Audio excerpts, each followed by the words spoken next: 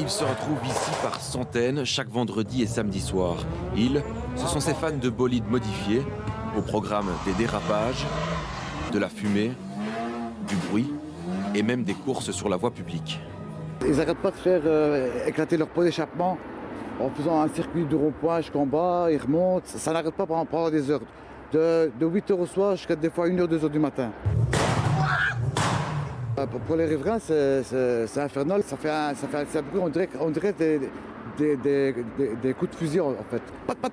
Ça n'arrête pas de péter. C'est incroyable. Autre spot très apprécié des amateurs de rodéo urbain, ce zoning industriel. Là aussi, les riverains, même éloignés, vivent un enfer. Alors, pour tenter d'endiguer ce phénomène qui ne désenfle pas à Charleroi, la police multiplie les opérations coup de poing.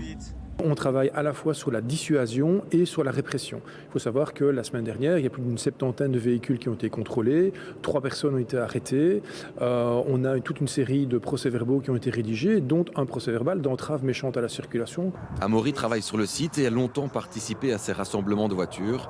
Aujourd'hui, il a cessé de s'y rendre, justement à cause de certains conducteurs qui transforment le zoning en véritable circuit.